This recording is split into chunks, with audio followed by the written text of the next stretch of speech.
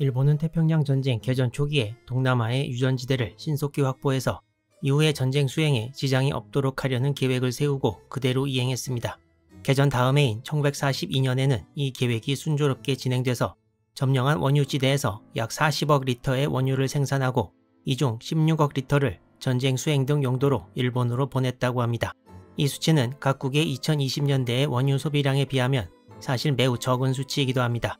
1943년에는 일본 점령 지역의 원유 생산량이 약 80억 리터에 달했습니다.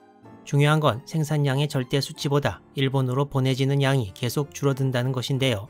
1942년 중반부터 원유를 싣고 올 유조선의 부족에 대한 논의가 일본 내에서 많이 일어났습니다. 그리고 1943년 중반부터는 격화되는 연합군과의 전투로 해상 운송이 점점 곤란해져서 1944년에 들어서면 전쟁 수행용으로 일본으로 보내지는 원유의 양이 1942년에 절반 정도에 불과했다는 기록이 있습니다. 1943년부터 압박을 느끼기 시작한 일본의 원유 사정은 이미 1943년 7월 7일에 출격해서 키스카 주둔군을 철수시키지 못하고 다시 돌아온 일본군의 키스카 철수작전에도 영향을 미칩니다. 더군다나 일본군이 미군 항공기를 피하기 위해 기다리는 안개가 가장 많이 끼는 시기도 7월에서 8월로 넘어갈수록 계속 줄어들 것으로 판단되어 낭비할 시간이 없었습니다. 제2차 출격은 기무라 제독이 파라무시르로 귀향한 일주일 후인 1943년 7월 22일로 정해졌습니다. 이 날짜는 25일 이후 키스카 인근에 안개가 낄 것이라는 일본 기상대의 예보에 따랐습니다.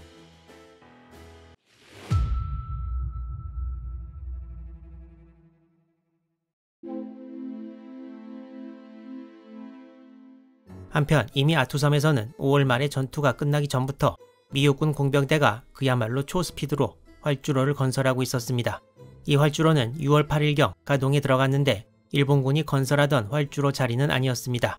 아투섬에서 파라무시르까지의 거리는 약 1200km, 미군은 이제 파라무시르 폭격도 시도할 수 있는 상태에 와 있었습니다. 활주로 완공 약 한 달 뒤 미군은 7월 11일 B-25 폭격기 8대로 파라무시르 공격에 나섭니다. 미군은 이 공격에서 8톤의 폭탄을 어디엔가 퍼부었는데 캄차카 반도인지 파라무시르인지 전혀 확인할 수 없었습니다. 미군은 결국 얼마 뒤인 7월 18일 다시 한번 파라무시르 공습을 시도하는데 이번 공격에는 B-24 폭격기 6대가 동원되었습니다. 미군 폭격기들은 파라무시르를 제대로 찾아 폭탄을 투하하고 아무 피해 없이 돌아왔습니다. 이때 아직 키스카에 대한 제2차 출격 이전이었던 카와세시로 제5함대 사령장관은 파라무시르 활주로에 폭탄이 떨어지자 믿기 힘들다는 표정으로 창밖을 내다보았다고 합니다. 이 폭격은 큰 피해는 주지 못했으나 둘리틀 폭격을 포함해 일본 본토에 대한 두 번째 폭격이었으며 미국 영토에서 이륙한 폭격기에 의한 폭격으로서는 처음이었습니다. 일본은 이후 쿠릴 열도에 대한 방비를 더 증강하게 됩니다.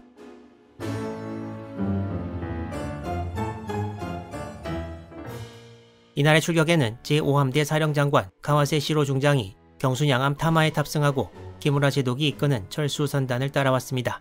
이전 영상에서 언급했듯이 지난 작전의 실패로 키스카 돌입의 명령권은 카와세 중장에게 있었는데 제1차 작전 취소에 대해 자기들이 비판을 받는 것에 불만을 가졌던 제1수레전대 장교들이 함대 사령부는 왜 맨날 후방에서만 지휘하느냐고 불만을 터뜨렸고 제5함대 사령장관이 최종 돌입 여부를 결정할 거면 직접 와서 봐야 된다는 의견 때문이었습니다.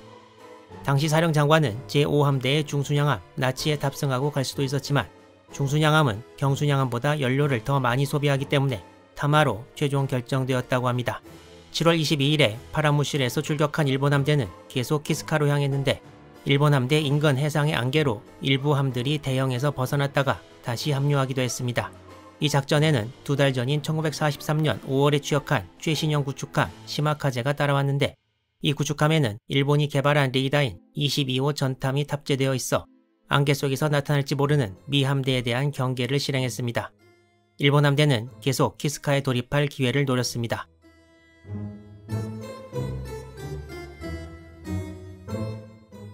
일본 함대가 출항했던 당일 미 해군은 전함 3척, 중순양함 4척, 경순양함 1척, 그리고 구축함 9척으로 이루어진 함대를 구성해 키스카를 포격했습니다.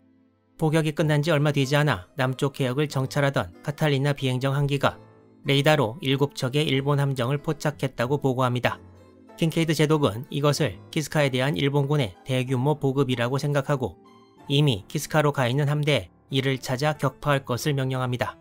그렇지만 미 함대는 레이더에 나타난 이 여러 개의 괴물체를 놓쳐버렸고 킨케이드 제독은 추가로 함정을 파견하고 미 함대에 키스카로 가는 항해로를 막도록 했습니다. 이날이 7월 25일이었습니다. 7월 26일 오전 1시 미 전함 미시시피의 레이더가 7개의 괴물체를 포착했고 곧이어 다른 함들의 레이더도 같은 괴물체를 포착합니다. 미 함대는 곧 이 괴물체들의 포화를 퍼부었습니다. 포격 중에 이 괴물체들은 속도와 방향을 바꾸기도 했지만 이후 이 괴물체들은 온데간데 없이 사라졌고 미 함대는 아무것도 발견 못합니다.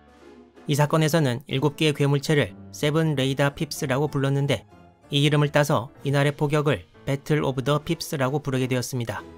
당시 키스카 철수를 위해 오던 일본 함대는 레이더가 포착한 위치에서 매우 멀리 떨어져 있어서 미국 함대가 본 것은 제2차 출격에 나선 일본 함대는 전혀 아니었습니다.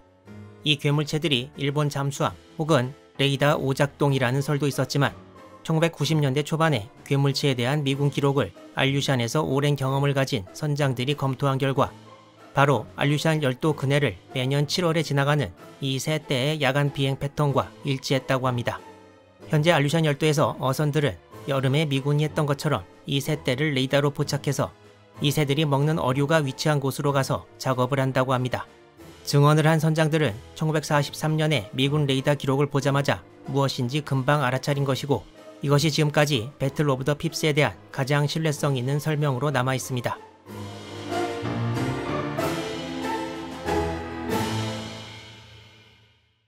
이때 일본 함대는 키스카 도리빌인 Z2를 7월 28일로 잡고 있었는데 키스카 부근 날씨 예측에 집중하면서 기회를 보고 있던 7월 26일 시계가 200m밖에 안 되는 짙은 안개로 인해 일본 함들 일부가 서로 충돌하는 일도 있었습니다. 이런 상황에서 제5함대 사령부는 언제든지 키스카에 돌입할 수 있도록 준비를 갖추는 데 집중했고 기무라 제독을 중심으로 한 제1수레전대는 일본 함대에도 어려운 안개 속 항행과 대잠 초계에 신경을 쓰면서 신중한 태도를 취합니다.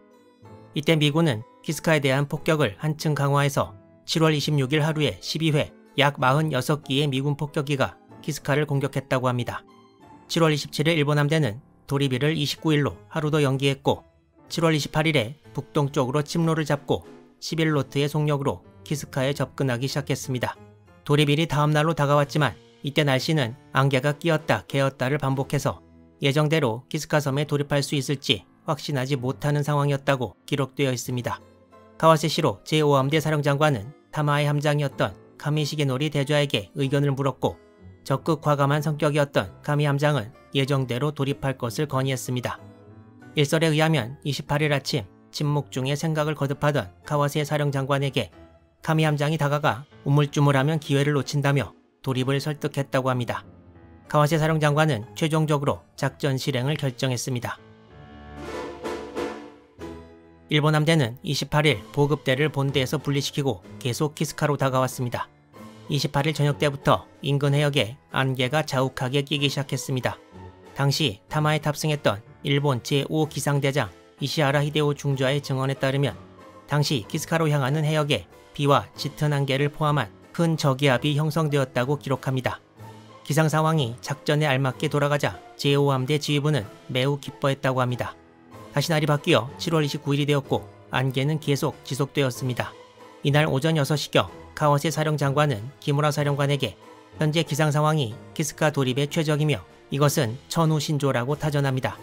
이어 키무라 제1수레전대 사령관은 같은 날 오전 11시 25분 전체 함대에 전문을 보내 키스카에 돌입 예정이며 협동 일치해서 임무 달성을 기하라고 명령합니다. 7월 29일 오후 3시 30분경에 일본 함대의 위치는 키스카에서 약 60여 킬로미터 떨어진 지점이었던 것으로 보입니다. 오후 4시경에는 키스카 섬의 남단을 함대에서 육안으로 목격했다고 기록하고 있습니다. 키스카에 돌입하면서 일본 함대는 배틀 오브 더 핍스가 벌어진 해역을 통과하는데요. 7월 28일에 미 함대는 키스카 동쪽 어느 해역에서 유조선 페스코로부터 재급유 중이었습니다. 배틀 오브 더 핍스가 없었다면 일본 함대는 미 함대를 만났을 가능성이 매우 높았는데요. 미 함대는 전함만 아이다호, 미시시피, 뉴멕시코 3척에 순양함 5척에 구축함 9척이어서 일본 함대는 정말 큰 위기를 맞이했을 가능성이 높았습니다. 일본 함대가 미 함대를 만나지 않은 것은 그야말로 천우 신조였는지도 모르겠습니다.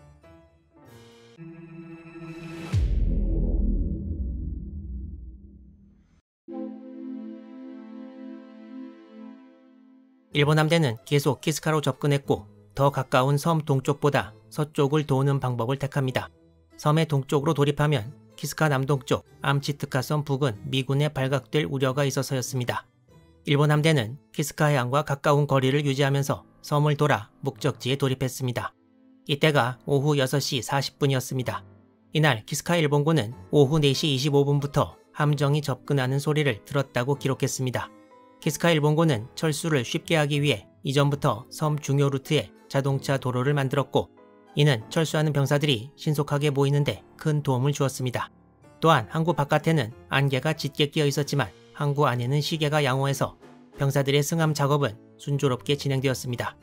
병사들은 모든 무기를 전부 버리고 구출하러 온 배에 신속히 옮겨 탔고 일본 함대가 승함 작업을 전부 마치고 키스카를 떠난 시각은 오후 7시 35분으로 당시 키스카에 남아있던 5,200명이 조금 안 되는 병사들이 전부 철수하는데 1시간도 채 걸리지 않은 것입니다. 일본군 기록에 의하면 경순양함 아부쿠마와 기소에 각각 1202명과 1189명, 구축함 유우구모, 카자구모, 아키구모, 아사구모에 각각 479, 478, 463, 476명, 그리고 구축함 우수구모와 히비키에 각각 478, 418명씩 해서 키스카 섬에서 철수한 일본군 전체 숫자는 5,183명이었다고 합니다. 일본 함대는 즉각 파라무시르로 향했습니다. 일본 함대는 키스카에서 남쪽으로 멀리 돌아 파라무시르로 돌아가는 루트를 택했습니다. 7월 31일 키무라 마사토미 제1수레전대 사령관은 키스카의 병력을 전원 구조해서 귀향 중이며 이상 없다는 전문을 파라무시르로 보냅니다. 일본 함대는 7월 31일부터 8월 1일에 걸쳐 전부 파라무시르로 귀향했습니다. 이렇게 키스카 주둔 병력을 철수시키는 일본군의 기에오 작전은 성공을 거두었습니다. 히구시 키이치로 국방군 사령관은 7월 31일 삿포로에서 파라무시르로 직접 마중을 나갔고 고가미네이치 연합함대 사령장관도 7월 31일 키스카 철수 작전을 성공적으로 이끈 일본 함대의 노고를 치하하는 전문을 보냈습니다.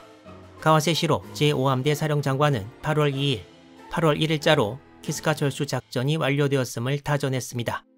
이 공로로 키무라 제독은 히로히토를 직접 만나서 격려를 들었다고 하고 황궁으로부터 장교와 병사들에게 선물이 주어졌다고도 합니다.